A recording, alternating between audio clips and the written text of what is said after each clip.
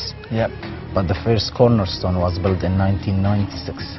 It took them 10 years of planning, what material to use, which country is going to participate, and where to locate the mosque. Absolutely. So the vision was from the late Sheikh Zayed, but now his son, the Crown Prince of Abu Dhabi, is looking at the project now. Absolutely, and it's just amazing that we have such an opportunity to show people from around the world. As you know, we were saying earlier, you know, we travel around the world and we try to tell people about Islam, but we don't have the right venue for it. Now we actually have the venue to show people inside, and not just any venue. It's really, really unique. Even for Muslims themselves, to see such a beautiful venue is so inspiring, and it just, you know, you just really appreciate it. And as we always say, Alhamdulillah. It is. And every time we give a tour here, whatever was the religion of the person, they all tell me at the end, we felt the presence of God.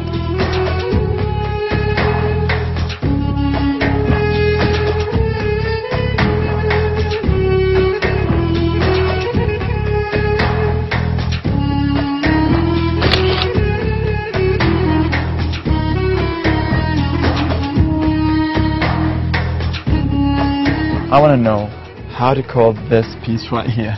Actually, this is mother of pearl. Mother of pearl, guys. Which was brought from New Zealand, and this is Greece marble. And the marble and then the mother of pearl was sent all the way to China to be handily inlaid and carved in the bottom, as you can see, and then brought back to Abu Dhabi. So reality is that this project have united nations around the world already by just building such pieces together and bringing it to the Middle East, which you know, and it's the first time to be done in a mosque, actually, to have the mother of pearl inlaid in marble.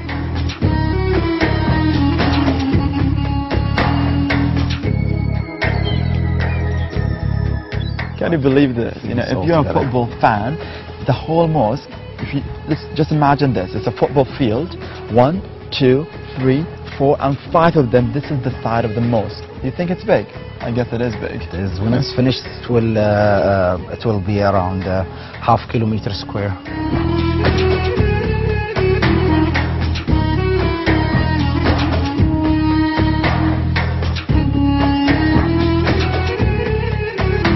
Now, how many worshippers are going to be here in the mosque? It can take around 40,000 worshippers. Okay, that's on the including the outside. Inside and the outside, yes, inside and outside. But the pre-opening prayer, they reached about 45,000 worshippers. Wow, that's amazing. People were praying in the parking area. Imagine, it is. Ahmed, explain that clock. This is the prayer timing clock, which was made in Britain. Britain? Yes, and specially made for the mosque, actually. As you can see, there are 6 timing. The first one in the middle, which is Al-Fajr. Al-Fajr prayer time. Yes, it's the pre-dawn prayer time, which says about 4:28. This is the time the call starts. Okay. And then we wake up, perform the washing, go to the mosque and deliver the prayer. The second timing, which says Shuruq, this is actually tells you when you will miss the prayer. This is the sunrise timing.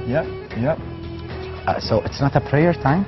So just to explain people that, you know, some people actually come to the mosque and they actually look at this clock and they actually you know, understand everything automatically because they know that these are the times that we're used to as Muslims.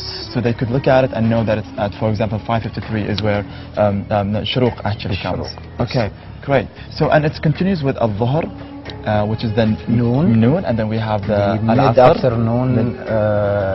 It comes around sometimes around like 3:30 and 4 o'clock. Yes. And then we have the sunset time, Al-Maghrib, as we call it, Al-Maghrib, and Al-Isha, which is the evening one. And each prayer will take about. Sometimes it depends really on the Imam himself. If he goes long on praying, it will take like maybe. Usually it goes between 8 to 12 minutes. 12 minutes. And when people actually finish the prayer, they don't just right away leave. Some of them, you know, conduct another prayers, or they just stay for another like 5 to 10 minutes, and then they could actually leave and come back. And we actually have to conduct, you know, our prayers in a mosque. This is like something that God have, you know, told us to do. As a male Muslim. As a male Muslim, and if we couldn't actually find a mosque, then we can pray anywhere else. That as long as we know the direction to Mecca.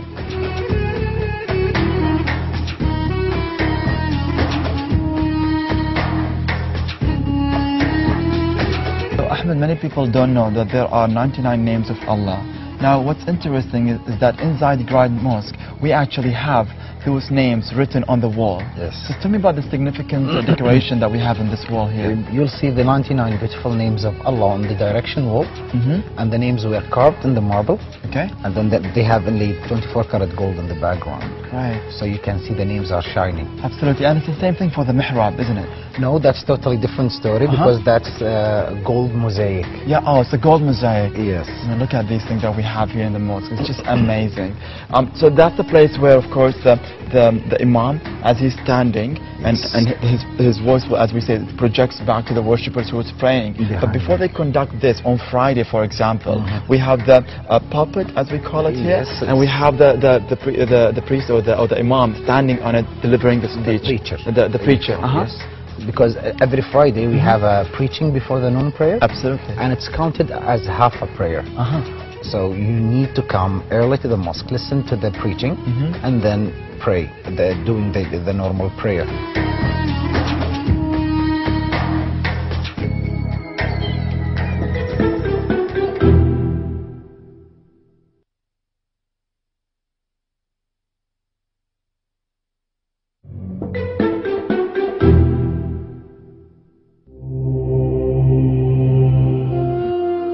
So I guess many people don't know this about us, eh? Yes. We actually have to wash in a certain way before we conduct any prayer, right? So let's show them how. So the first thing that any Muslims have to actually conduct is, inside your heart you have to have the intent to conduct the ablution. And Ahmed is going to start first by washing his hands 3 times. After he finishes washing his hands 3 times, he's going and wash his mouth 3 times as well. When we say 3 times, we mean that the time that he takes some water in his hand and actually guzzle inside his mouth, as well as the nose 3 times. And after that, we actually have to wash our own faces. Now, if you notice, we're actually covering all the senses that God has actually given us. And the point behind all of this is to purify every single sense in your own body that God has given us. And therefore, this is very important for every single Muslim to conduct prior to conduct any prayer.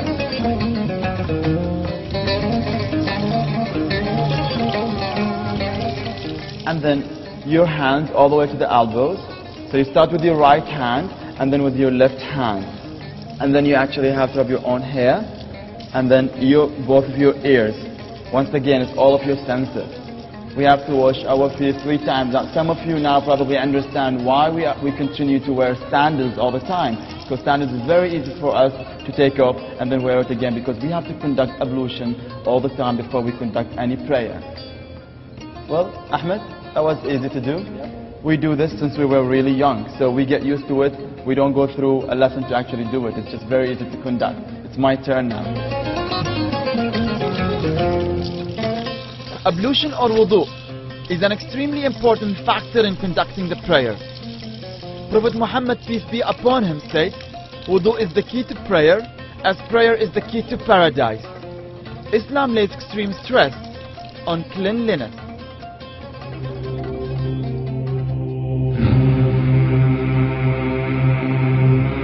Well, since we performed the ablution earlier, we are in a state of purity, which allows us to touch the Holy Quran.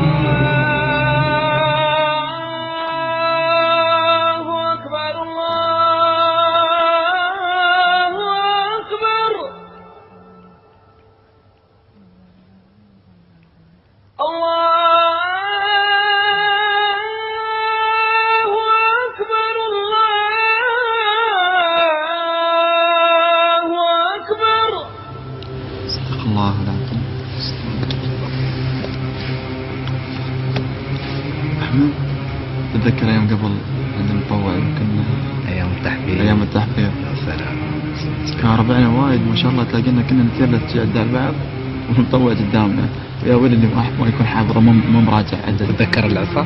العصا والله ايام كانت جميله. الحمد لله.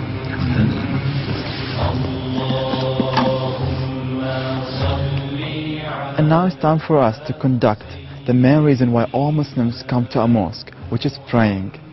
Till next time, remember, you ask and I'll answer.